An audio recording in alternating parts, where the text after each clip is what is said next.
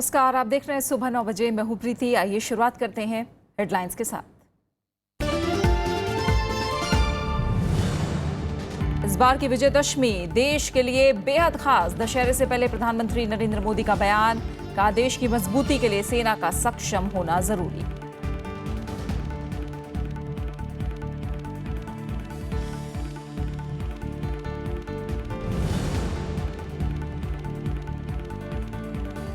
Surgical strike का फायदा उठा रही है बीजेपी। लखनऊ की रैली में बीएसपी अध्यक्ष मायावती का आरोप, उत्तर प्रदेश, उत्तराखंड और पंजाब चुनाव में गठबंधन से इनकार।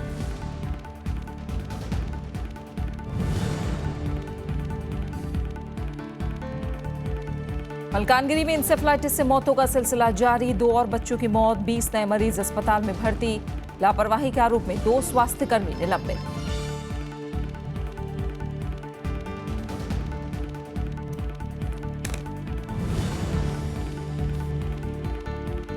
महिलाओं पर आपत्तिजनक बयान पर डोनाल्ड ट्रंप ने मांगी माफी। दूसरे प्रेसिडेंशियल डिबेट में ट्रंप और हिलेरी क्लिंटन के बीच तीखी बहस। हिलेरी ने कहा राष्ट्रपति बनने के लायक नहीं ट्रंप।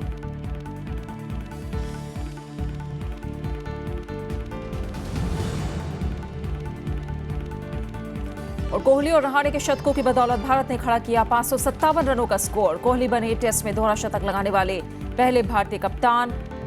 रूस ओपन बैडमिंटन चैंपियनशिप में ऋत्विका का खिताब पर कब्जा।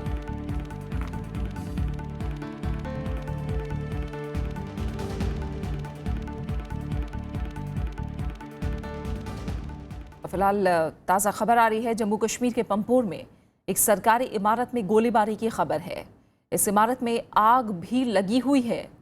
कहा जा रहा है कि इमारत में कुछ आतंकी घुसे हो सकते हैं। न्यूज़ एजेंसी ANI के मुताबिक सेना ने इमारत को घेर लिया है और तलाशी अभियान चलाया गया है। ये वही इमारत है जहां फरवरी में आतंकी हमला हुआ था।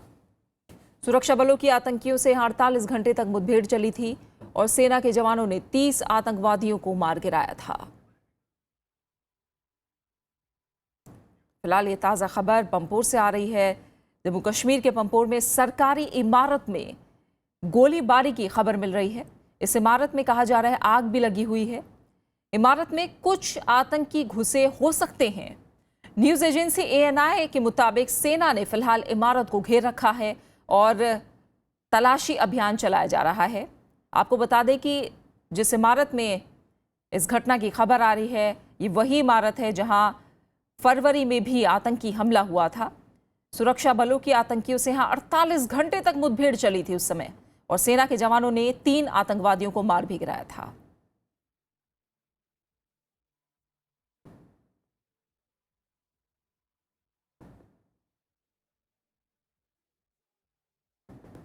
प्रधानमंत्री नरेंद्र मोदी ने कहा है कि देश की मजबूती के लिए सेना का सक्षम होना जरूरी है। दीनदयाल उपाध्याय के जन्म के 100 साल पूरे होने के मौके पर उन्होंने कहा कि इस साल की विजयदशमी देश के लिए बेहद खास है।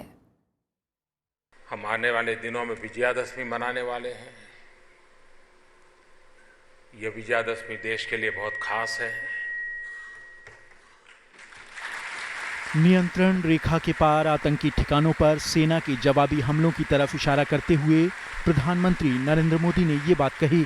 दिल्ली में पंडित दीनदयाल उपाध्याय की जन्मशती के मौके पर हुए कार्यक्रम में प्रधानमंत्री ने कहा कि देश की मजबूती के लिए सेना का सक्षम होना जरूरी है। राष्ट्र में जो सेना है वो सेना अत्यंत सामर्थ्यवान होनी चाहिए और तब जाकर के राष्ट्र सामर्थ्यवान बनता है। प्रधानमंत्री ने इशारों में पाकिस्तान को संदेश देने की कोशिश भी की। उन्होंने कहा कि हमारी कसरत पड़ोसी को डराने के लिए नहीं बल्कि अपने स्वास्थ्य की सुरक्षा के लिए है। सरकार दीनदयाल उपाध्याय के जन्मशती वर्ष को गरीब कल्याण वर्ष के रूप में मना रही है। पंचानन मिश्रा, राज्यसभा टीवी। लखनऊ में बहुजन समाज पार्टी की रैली में पार्टी प्रमुख मायावती ने प्रदेश की समाजवादी पार्टी सरकार और बीजेपी की जमकर आलोचना की। राज्य में अपराध रोकने में नाकाम रहने के लिए उन्होंने समाजवादी पार्टी को जिम्मेदार ठहराया।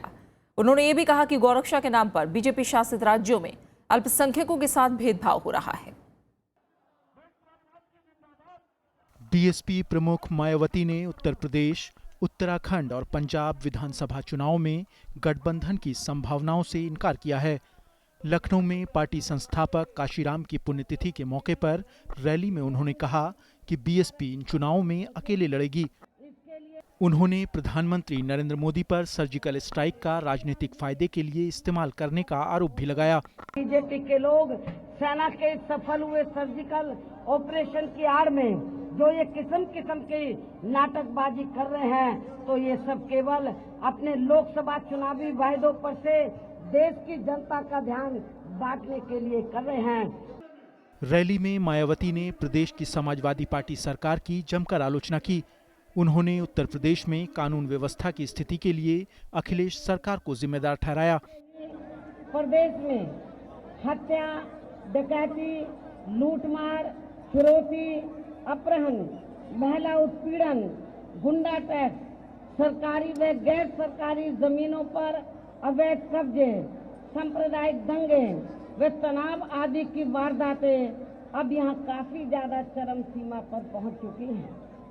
वहीं रैली में मची भगदड़ से 3 महिलाओं की मौत हो गई और कई जख्मी हो गए। घायलों को प्राथमिक उपचार के बाद विभिन्न अस्पतालों में भेजा गया। मुख्यमंत्री अखिलेश यादव ने भगदड़ में मारे गए लोगों के परिजनों के लिए 2 लाख रुपए के मुआवजे का ऐलान किया है। Bureau report, Rajya Sabha TV. Bahujan Samaj Party की प्रमुख मायावती ने बीजेपी पर सर्जिकल स्ट्राइक का चुनावी फायदे के लिए इस्तेमाल करने का आरोप लगाया, तो कांग्रेस समेत दूसरे विपक्षी दलों ने भी इस मामले पर बीजेपी की आलोचना तेज कर दी। वहीं बीजेपी ने मायावती पर सांप्रदायिक राजनीति का आरोप लगाया है। सर्जिकल स्ट्राइक पर बीएसपी अध्यक्ष मायावती के बयान के बाद विपक्षी दलों और बीजेपी के बीच तीखी तकरार देखने को मिली। बीजेपी ने मायावती पर राजनीतिक फायदे के लिए उत्तर प्रदेश चुनाव अभियान का सांप्रदायिकरण करने का आरोप लगाया। अब ये बताइए कि सांप्रदायिक राजनीति किसने की, जो यानी सीधे तौर पर मुसलमानों के वोट मांगने के लिए वो ये कर रही हैं। तो सांप्रदायिक तो सबसे बड़ी वो खुद है और जातिगत राजनीति भी वही करती है और जाति आधारित राजनीति भी वही करती है। और भ्रष्टाचार की तो बात ही याद कीजिए, जब मायावती राज में थी तो क्या भ्रष्टाचार का हाल था। वहीं मुख्य विपक्षी पार्टी कांग्रेस ने केंद्र में सत्तारूढ़ बीजेपी पर चुनावी फायदे के लिए सर्जिकल स्ट्राइक का इस्तेमाल करने का आरोप लगाया। कांग्रेस नेता आनंद शर्मा ने कहा कि इस तरह के जवाबी हमले पहले भी हुए हैं, लेकिन इस पर राजनीति से देश का नुकसान होगा। सीमा पर कोई संकट आया है, हमला हुआ है, भारत की सेना ने कार्रवाई करी है, इसका राजनीतिकरण नहीं होना चाहिए। और भारतीय जनता पार्टी ने ये शायद उचित समझा था कि इसकी पॉलिटिकल ओनरशिप लें, पर उसके बाद में इस पर राजनीति करना ये देश का अहित करता है। आरजेडी, जेडीयू समेत दूसरे विपक्षी दलों ने भी सेना को लेकर राजनीति के लिए बीजेपी की आलोचना की है। कोई पॉलिटिकल पार्टी बॉलीवुड स्टाइल का पोस्टर बना करके विजयादशमी और इंडियन सोल्जर्स की पोस्टर लगा करके और बाकी अपोजिशन पार्टीज को डिमीन करने के पोस्टर लगाएं, क्या हमारी आर्मी को हम अब इस रूप में देखेंगे? सैनिकों का शौर्य राष्ट्र का शौर्य है, वो किसी एक पार्टी का कार्यक्रम नहीं बन सकता है। जो इस तरह का प्रयास करते हैं वो सैनिकों का अहित करते हैं। एनसीपी और वाम दलों का भी कहना है कि पाक अधिकृत कश्मीर में जवाबी हमले के लिए सेना की सराहना की जानी चाहिए, न कि बीजेपी की। Bureau report, Rajya Sabha TV. Jayalalithaa की सेहत खराब होने की वजह से वो पिछले कई दिनों से अस्पताल में भर्ती हैं। ऐसे में डीएमके ने उनकी जगह नए मुख्यमंत्री की मांग उठाई है। डीएमके नेता एमके स्टालिन शनिवार को जयललिता का हालचाल जानने के लिए अपोलो अस्पताल गए थे। दूसरी तरफ बीजेपी ने वेंकैया नायडू ने डॉक्टरों से मुलाकात के बाद कहा है कि जयललिता की सेहत जल्द सुधरेगी। तमिलनाडु में जयललिता के अस्पताल में भर्ती होने के चलते नए मुख्यमंत्री की मांग उठने लगी है। राज्य के मुख्य विपक्षी दल डीएमके ने प्रशासन को सुचारू रूप से चलाने के लिए एक कार्यवाहक मुख्यमंत्री बनाए जाने की बात कही है। विधानसभा में विपक्ष के नेता एमके स्टालिन के मुताबिक जयललिता को लंबे समय तक अस्पताल में रहना पड़ेगा। ऐसे में जरूरी है कि उनकी जगह किसी को नियुक्त किया जाए। हालांकि कांग्रेस का कहना है कि फिलहाल ऐसी कोई जरूरत नहीं है। रविवार को केंद्रीय मंत्री एम वेंकैया नायडू ने भी अपोलो अस्पताल का दौरा किया। जयललिता से मुलाकात के बाद उन्होंने कहा कि मुख्यमंत्री पर इलाज का असर हो रहा है। उन्होंने जयललिता के जल्दी स्वस्थ होने की उम्मीद जताई है। The medical bulletin is being released regularly that speaks of the position. And treatment is going on. Response is positive. I am confident and hope that she will become normal and once again work for the people of Tamil Nadu. And it's not fair on the part of anybody to make any speculation or spread any rumors. इससे पहले दिन में पुदुचेरी के मुख्यमंत्री we Narayanasamy समेत कई दूसरे नेता जयललिता को देखने के लिए अस्पताल पहुंचे। बुखार और पानी की कमी के चलते जयललिता को 22 सितंबर को अस्पताल में भर्ती कराया गया था। Bureau report, Rajya Sabha TV. Kaveri जल विवाद को लेकर कावेरी बेसिन में जमीनी हकीकत का पता लगाने के लिए सुप्रीम कोर्ट की ओर से गठित उच्च स्तरीय तकनीकी दल ने कल मेट्टूर बांध का निरीक्षण किया। अधिकारियों ने केंद्रीय दल को बांध में जल स्तर, पानी के प्रवाह की जानकारी दी गई। सलेम में तमिलनाडु के मंत्री इदप्पडी पलानीसामी ने दल के सदस्यों को ज्ञापन भी सौंपा। केंद्रीय दल ने पड़ोसी जिले रोड में भवानी सागर बांध का भी दौरा किया। तमिलनाडु का दौरा पूरा करने के बाद केंद्रीय दल 17 अक्टूबर तक सुप्रीम कोर्ट के सामने रिपोर्ट जमा करेगा। मामले की अगली सुनवाई 14 अक्टूबर को होगी। For 2 days we will be doing collecting the data for assessing the ground realities. Okay. And then we will be preparing report. The committee will prepare that report and we will be submitting it to Honorable Supreme Court. आम आदमी party के एक और विधायक मुसीबत में फंस गए हैं। उत्तम नगर से विधायक नरेश बालियान पर हाथापाई और धमकी देने का मामला दर्ज कराया गया है। हालांकि बालियान इन आरोपों से इनकार कर रहे हैं। पुलिस दोनों पक्षों के लगाए आरोपों की जांच कर रही है। उत्तम नगर से आम आदमी पार्टी के विधायक नरेश बालियान के खिलाफ मारपीट का मामला दर्ज हुआ है। एक रेजिडेंशियल वेलफेयर एसोसिएशन के पदाधिकारी ने बालियान के खिलाफ शिकायत की है। बालियान और उनके साथी के खिलाफ उत्तम नगर थाने में धारा 323 और 341 के तहत मामला दर्ज किया गया है। आम आदमी पार्टी विधायक नरेश बालियान ने अपने ऊपर लगे आरोपों को गलत बताया है। और कांग्रेस का कार्यकर्ता है और वहाँ शराब पी के कोई लोगों के साथ बदतमीजी कर रहा था। मेरे निकलने के बाद ये सारा एपिसोड हुआ है, तो मेरा तो उसमें कोई इन्वॉल्वमेंट था ही नहीं बिल्कुल। हमारे जो कार्यकर्ता थे उनके साथ इन्होंने हाथापाई करने की कोशिश की है, तो उसमें हमारे 2 कार्यकर्ताओं को चोट लगी है। तो उन्हीं के एवज में हमने रिपोर्ट कराई थी। बाद में हमें पता चला कि मेरे खिलाफ ही मुकदमा दर्ज करा दिया। शिकायतकर्ता हेनरी जॉर्ज का आरोप है कि दशहरा समारोह को लेकर चल रही RWA की बैठक में विधायक ने उनसे मारपीट की। उधर विधायक समर्थकों ने भी शिकायतकर्ता के खिलाफ FIR दर्ज कराई है। हम देखा कि कुछ गाली गलौज की वहाँ पे आवाज आई। हम अंदर गए, देखा तो वो हेनरी जॉर्ज जो है विधायक जी को गाली दे रहे थे। तो विधायक जी बाहर आके वो निकल के चले गए। उसके बाद जाने के बाद जो है वो हमें भी गाली देने लगे और हमारे साथ मारपीट की। फिलहाल पुलिस मामले की जांच कर रही है। नरेश बालियान पहले भी विवादों में रह चुके हैं। आम आदमी पार्टी के अब तक तकरीबन 15 विधायक विवादों में फंस चुके हैं और उनके खिलाफ मुकदमा दर्ज हो चुका है। Bureau report, Rajya Sabha TV. सरकार ने साफ किया है कि दिल्ली के इंदिरा गांधी अंतर्राष्ट्रीय हवाई अड्डे पर कोई रेडियो एक्टिव पदार्थ लीक नहीं हुआ है। कार्गो टर्मिनल पर मेडिकल शिपमेंट से रिसाव तय सीमा के भीतर हुआ है और किसी तरह का खतरा नहीं है। रविवार सुबह 10 बजे हवाई अड्डे के कार्गो टर्मिनल पर रेडियो एक्टिव पदार्थ के लीक होने की खबर के बाद पूरे इलाके को खाली करा लिया गया था। और खबरें जारी हैं। फिलहाल रुक रहे हैं एक छोटे से ब्रेक के लिए।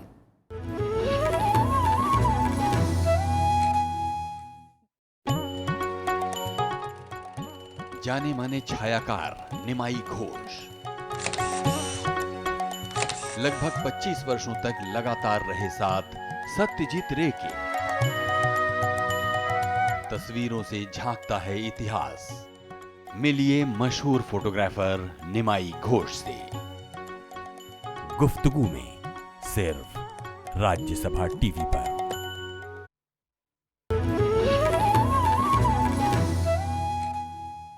उड़ीसा के मलकानगिरी में जापानी बुखार का प्रकोप बढ़ता जा रहा है। बीते 24 घंटों में दिमागी बुखार ने 20 और लोगों को अपनी चपेट में ले लिया है, जबकि 2 और बच्चों की मौत हो गई।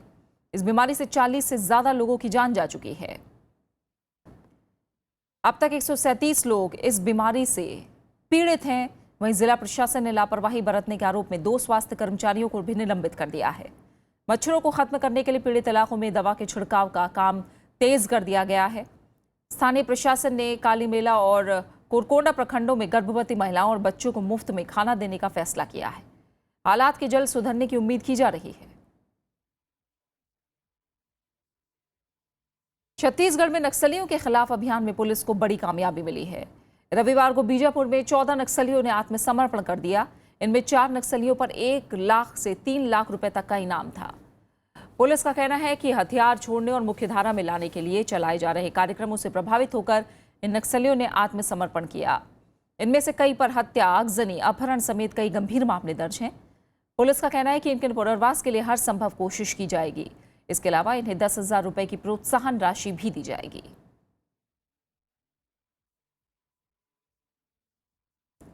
सरकार ने स्वच्छ भारत अभियान के तहत रेलवे को 1,655 करोड़ रुपए प्रदान किए हैं। इस राशि का इस्तेमाल ट्रेनों और स्टेशनों पर जैव शौचालय बनाने और सीसीटीवी कैमरे लगाने के लिए किया जाएगा। रेलवे बोर्ड के चेयरमैन A.K. मित्तल ने कल इस बारे में जानकारी दी। कुल राशि में से 1,155 करोड़ रुपए जैव शौचालय के निर्माण में खर्च किए जाएंगे, जबकि बाकी राशि का इस्तेमाल सीसीटीवी कैमरों के लिए होगा। रेलवे बोर्ड के मुताबिक अभी तक 40,000 शौचालयों का निर्माण किया जा चुका है, जबकि मौजूदा वित्त वर्ष के आखिर तक 30,000 नए शौचालय बनाए जाएंगे। वित्त मंत्री अरुण जेटली ने बैंकिंग सिस्टम में नीतिगत ढांचे को मजबूत करने की बात कही है। कम और नकारात्मक ब्याज दरों को लेकर निराशा जताते हुए उन्होंने कहा कि वैश्विक स्थिरता के लिए ये सही नहीं है। वॉशिंगटन में IMF और विश्व बैंक की सालाना बैठक में अरुण जेटली ने कहा कि भारत वैश्विक चुनौतियों के बावजूद अच्छा प्रदर्शन कर रहा है, लेकिन प्रदर्शन को और बेहतर किया जा सकता है। उन्होंने चेतावनी दी कि भारत की मौजूदा वृद्धि अपने मानकों के मुताबिक पर्याप्त नहीं है। भारत पहले से कहीं अधिक महत्वाकांक्षा वाला देश बन गया है। अंतर्राष्ट्रीय मुद्रा कोष और विश्व बैंक के ताज़ा अनुमान के मुताबिक भारत की वृद्धि दर अगले 2 साल में 7.6% रहेगी। ये बढ़ोतरी भारत को उभरती अर्थव्यवस्था में दुनिया की तेज वृद्धि वाला देश बनाएगी। वित्त मंत्री ने कहा कि GST जैसे स्ट्रक्चरल रिफॉर्म से इसमें और इजाफा होगा। सरकार शिक्षा के क्षेत्र में ब्रिक्स देशों के साथ सहयोग के लिए तैयार है। इसकी रूपरेखा गोवा में 15 और 16 अक्टूबर को होने वाले 8वें ब्रिक्स सम्मेलन में तय की जाएगी। ब्रिक्स देशों के साथ अनुसंधान सहयोग को बढ़ावा देने के लिए भारत मजबूत खाका विकसित करने जा रहा है। ब्राजील, रूस, चीन, भारत और दक्षिण अफ्रीका ने ऊर्जा, जलवायु परिवर्तन, जल संसाधन और अर्थव्यवस्था जैसे क्षेत्रों पर ध्यान केंद्रित करते हुए शिक्षा के बेहतरीन तरीकों को साझा करने का फैसला किया है। समावेशी और शैक्षिक गुणवत्ता में समानता सुनिश्चित करने के लिए ब्रिक्स देशों ने पिछले हफ्ते शिक्षा पर नई दिल्ली घोषणा पत्र अपनाया है। इस तरह ब्रिक्स कंट्री अपने को जो एक इनोवेशन है एजुकेशन के फील्ड में, उसमें एक दूसरे को निकट लाने की कोशिश है और एक दूसरे की जो भी राष्ट्रों की अच्छी स्टेप्स हो उसे एक दूसरे से एक्सचेंज करने की पॉलिसी बनाई गई है। विशेषज्ञों का कहना है कि शिक्षा के क्षेत्र में सहयोग का फायदा ब्रिक्स देशों के छात्रों को मिलेगा। Greater conversations, greater dialogues lead to better understanding amongst nations. So I feel it's very important. BRICS देशों ने छात्रों और शिक्षकों के आदान प्रदान को बढ़ावा देने पर भी सहमति जताई है। प्रतिनिधियों ने 21 बिंदु का घोषणा पत्र जारी किया, जिसे 15 से 16 अक्टूबर तक गोवा में होने जा रहे ब्रिक्स सम्मेलन में रखा जाएगा। कृति मिश्रा के साथ bureau report, Rajya Sabha TV. Pakistan के संसदीय प्रतिनिधिमंडल ने साफ किया है कि राज्य नीति में आतंकवाद की कोई भूमिका नहीं है। साथ ही ये भी कहा है कि आतंकवादियों को पाकिस्तानी जमीन के इस्तेमाल की इजाजत नहीं दी जा सकती। डॉन न्यूज़ के मुताबिक पाकिस्तानी प्रतिनिधिमंडल ने शनिवार को अमेरिका का दौरा पूरा करने के बाद ये बात कही। कश्मीर पर प्रधानमंत्री नवाज शरीफ के विशेष दूत ने कहा कि अमेरिका भारत और पाकिस्तान के बीच तनाव कम करने की कोशिश कर रहा है। पाकिस्तानी सांसदों का दल भारत पाक के बीच पैदा तनाव के मुद्दे पर विश्व समुदाय को अपने पक्ष से अवगत कराने के लिए अमेरिका के 5 दिवसीय दौरे पर था। मैथ्यू तूफान की तबाही के बाद हैती में राहत पहुंचाने का काम तेज कर दिया गया है। वहीं अब तक 13 लोग बीमारी से अपनी जान गंवा चुके हैं। हैती में 3 दिन का राष्ट्रीय शोक मनाया जा रहा है। वहीं अमेरिका के उत्तरी कैरोलिना में भारी बारिश के बाद बाढ़ से तबाही हुई है। अमेरिका में अब तक 16 लोगों की मौत हो चुकी है, लेकिन तूफान थमने के बाद फ्लोरिडा शहर में लोग वापस लौटने लगे हैं। अमेरिका और आसपास के 6 देशों में तबाही मचाने के बाद मैथ्यू तूफान गुजर गया, लेकिन नुकसान से उबरना बड़ी चुनौती है। हैती में तूफान के बाद महामारी का खतरा बढ़ गया।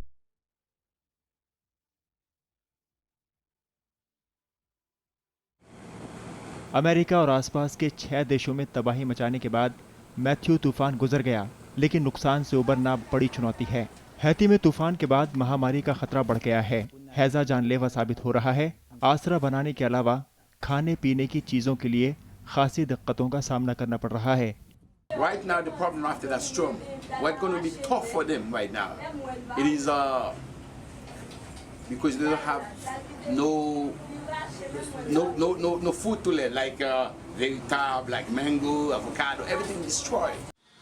हैती की मदद के लिए कई देशों ने हाथ बढ़ाया है। क्यूबा ने 38 डॉक्टरों की एक टीम भेजी है, तो अमेरिका और बोलिविया से राहत सामग्री भेजी जा रही है। Como venimos de familias solidarias, la solidaridad en el movimiento indígena campesino es tan importante. Cuando se presenta esta clase de problemas siempre expresamos solidaridad entre familias. America में तूफान के बाद हालात धीरे धीरे सामान्य हो रहे हैं। मैथ्यू की रफ्तार धीमी पड़ने लगी है। तूफान से सबसे ज्यादा पीड़ित फ्लोरिडा में लोग अपने घरों को लौटने लगे हैं। Bureau report, Rajya Sabha TV. America में राष्ट्रपति चुनाव के लिए डोनाल्ड ट्रंप और हिलेरी क्लिंटन के बीच आज दूसरी बहस हुई। बहस की शुरुआत में ही डेमोक्रेट उम्मीदवार हिलेरी क्लिंटन ने डोनाल्ड ट्रंप पर महिलाओं के बारे में टिप्पणी को लेकर निशाना साधा, तो इसके लिए ट्रंप ने माफी मांगी। I apologize to my family. I apologize to the American people. Certainly, I'm not proud of it. But it's not only women, and it's not only this video that raises questions about his fitness to be our president. अमेरिकी राष्ट्रपति पद के Republican उम्मीदवार Donald Trump और democratic उम्मीदवार Hillary Clinton के बीच दूसरी presidential debate कुछ इस तरह शुरू हुई। हिलेरी क्लिंटन ने डोनाल्ड ट्रंप पर महिलाओं के बारे में टिप्पणी को लेकर आलोचना की, तो डोनाल्ड ट्रंप ने वीडियो में हुई बातचीत को पूरी तरह निजी बताया। वहीं मुसलमानों को लेकर अमेरिकी नीति के मुद्दे पर भी दोनों नेताओं के बीच गहरे मतभेद नजर आए। Muslims have to report the problems when they see them. And, you know, there's always a reason for everything. If they don't do that, it's a very difficult situation for our country. This is a gift to ISIS and the terrorists, violent jihadist terrorists. We are not at war with Islam. And it is a mistake, and it plays into the hands of the terrorists to act as though we are. Trump ने कहा कि America में असीम संभावनाएं हैं और इसके लिए मौजूदा नीतियों को बदलना जरूरी है। वहीं हिलेरी ने कहा कि विविधता का सम्मान करने की वजह से ही अमेरिका महान है। That America already is great, but we are great because we are good. And we will respect one another, and we will work with one another, and we will celebrate our diversity. These are very important values to me because this is the America that I know and love. We're going to make America safe again. We're going to make America great again, but we're going to make America safe again. And we're going to make America wealthy again, because if you don't do that, it sounds harsh to say, but we have to build up the wealth of our nation. Right now, other nations are taking our jobs and they're taking our wealth. इससे पहले 68 साल की Hillary Clinton और 70 साल के Donald Trump के बीच 27 सितंबर को पहली बहस हुई थी। इसमें हिलेरी ट्रंप पर भारी पड़ी थीं। उन्होंने अर्थव्यवस्था, आतंकवाद और बंदूक कानून जैसे 11 मुद्दों पर ट्रंप को घेरा था। Bureau report, Rajya Sabha TV. Afghanistan में कल सेना का हेलीकॉप्टर हादसे का शिकार हो गया। इसमें सवार सभी 8 सैनिकों की मौत हो गई। हादसा उत्तरी बगलान प्रांत में उस वक्त हुआ जब हेलीकॉप्टर करगान सैन्य अड्डे को सामान की आपूर्ति करने जा रहा था। अफगान अधिकारियों ने तकनीकी खामियों को हादसे की वजह बताया है, जबकि दूसरी तरफ तालिबान ने हेलीकॉप्टर को मार गिराने का दावा किया है। बताया जा रहा है कि सैन्य अड्डे के आसपास के कुछ इलाकों पर तालिबान ने कब्जा कर रखा है, जहां हाल ही में तालिबान के हमलों में इजाफा हुआ है।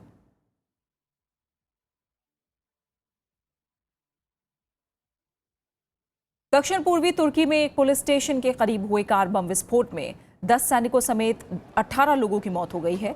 कई नागरिकों और 27 सैनिकों के घायल होने की भी खबर है। तुर्की सरकार ने इसके लिए कुर्द आतंकी संगठन PKK को जिम्मेदार ठहराया है। तुर्की के प्रधानमंत्री बिनाली यिल्दिरिम ने कहा है कि इस हमले में 5 टन विस्फोटकों का इस्तेमाल हुआ। कार बम विस्फोट ईरान और इराक की सीमा के साथ लगते तुर्की के सीमावर्ती पहाड़ क्षेत्रों में हुआ है। इस क्षेत्र में पिछले साल संघर्ष विराम के खत्म होने के बाद से हिंसा के मामले बढ़ गए हैं। बात करते हैं क्रिकेट की। इंदौर टेस्ट के दूसरे दिन पहली पारी में न्यूजीलैंड के बिना विकेट खोए 28 रन बना लिए हैं।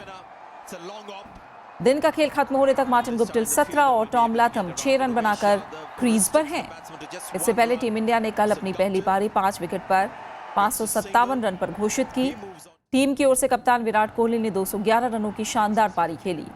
कोहली टेस्ट क्रिकेट में 2 दोहरे शतक लगाने वाले भारत के पहले कप्तान बन गए हैं। कोहली के अलावा अजिंक्य रहाणे ने 188 रन का योगदान दिया। इसके अलावा रोहित शर्मा ने नाबाद 51 रन की आक्रामक पारी खेली। न्यूजीलैंड की ओर से तेज गेंदबाज ट्रेंट बोल्ट और स्पिनर जीतन पटेल ने 2-2 विकेट लिए। वहीं रूस ओपन बैडमिंटन चैंपियनशिप में भारत की ऋत्विका शिवानी गारे ने महिला सिंगल्स का खिताब जीत लिया है। फाइनल में ऋत्विका ने रूस की ईवगेनिया को 21-10, 21-13 से हराया। दूसरी तरफ पुरुषों के सिंगल्स फाइनल में सिरिल वर्मा को हार का सामना करना पड़ा। प्रणव चोपड़ा और एन सिक्की रेड्डी की जोड़ी ने मिक्स डबल्स का खिताब जीता। फाइनल में प्रणव और सिक्की रेड्डी ने रूस के व्लादिमीर इवानोव और वेलेरिया सोरोकिना की जोड़ी को 21-17, 21-19 से हराया। बात खास शख्सियत की करते हैं। आज बॉलीवुड के मशहूर कलाकार गुरुदत्त की पुण्यतिथि है। बहुमुखी प्रतिभा के धनी गुरुदत्त अदाकारी की मिसाल थे। उनकी गिनती बॉलीवुड के बेहतरीन कलाकारों में होती थी। 9 जुलाई 1925 को बेंगलुरु में जन्मे गुरुदत्त का असली नाम वसंत कुमार शिव शंकर पादुकोण था। गुरुदत्त ने फिल्म इंडस्ट्री की कई हिट फिल्में दी हैं और इनमें चौदहवीं का चांद, CID जैसी फिल्में शामिल हैं। अभिनेता, निर्माता और निर्देशक रहे गुरुदत्त की कागज के फूल, प्यासा, साहिब बीवी और गुलाम को टाइम मैगजीन ने ऑल टाइम हिट 100 फिल्मों की सूची में शामिल किया। 1964 में आई फिल्म सांझ और सवेरा बतौर हीरो उनकी आखिरी फिल्म थी।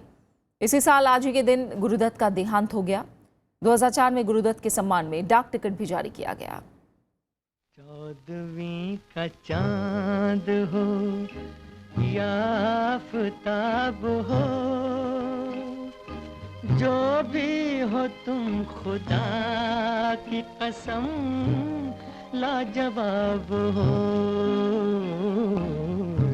14वीं और गजल के मशहूर संगीतकार जगजीत सिंह की भी आज पुण्यतिथि है। जगजीत सिंह की आवाज़ इतनी दिलकश थी कि उनका संगीत आज भी हमारे दिलों को छू जाता है। आइए नजर डालते हैं गजल के जादूगर जगजीत सिंह के संगीत के सफर पर।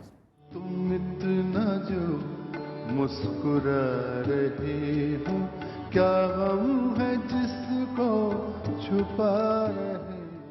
मखमली आवाज के जादूगर गजल सम्राट जगजीत सिंह का जन्म 8 फरवरी 1941 को बीकानेर के श्री गंगानगर में हुआ। जो उर्दू शायरी कभी नवाबों की दुनिया में झलकती थी और शायरों की महफिलों में वाह पर इतराती थी, जगजीत सिंह ने उन गजलों को आम आदमी तक पहुंचाया। फूल भी देखा,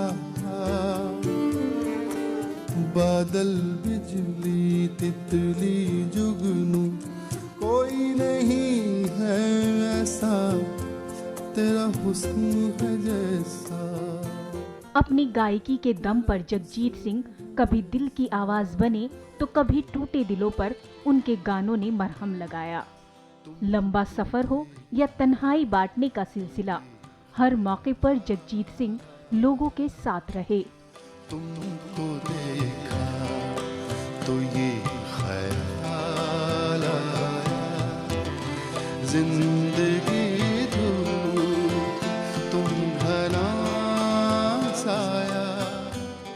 अपनी गायकी के दम पर जगजीत सिंह ने भारतीय संगीत के इतिहास में खास मुकाम हासिल किया। फिल्मी पर्दे पर मोहब्बत को तरोताजा कर देने वाले जगजीत सिंह ने अपने प्रशंसकों को कई बेहतरीन गजलें दी। जब प्यार करे कोई तो देखे केवल मन।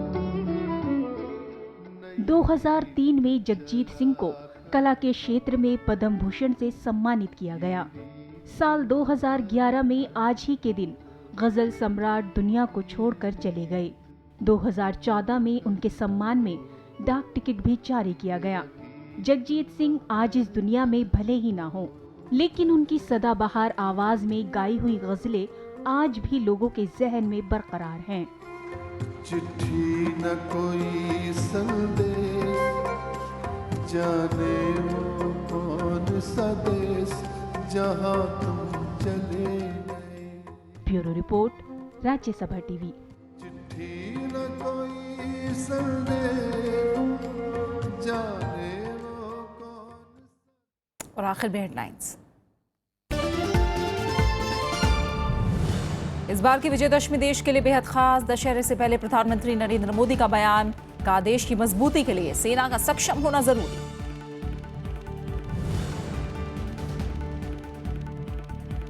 सर्जिकल स्ट्राइक का फायदा उठा रही है बीजेपी। लखनऊ की रैली में बीएसपी अध्यक्ष मायावती का आरोप। उत्तर प्रदेश, उत्तराखंड और पंजाब के चुनाव में गठबंधन से इनकार।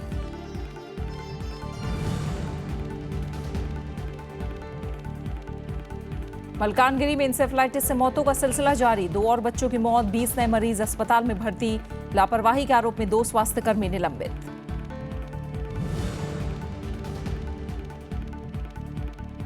महिलाओं पर आपत्तिजनक बयान पर डोनाल्ड ट्रंप ने मांगी माफी। दूसरी प्रेसिडेंशियल डिबेट में ट्रंप और हिलेरी क्लिंटन के बीच तीखी बहस। हिलेरी ने कहा राष्ट्रपति बनने के लायक नहीं ट्रंप।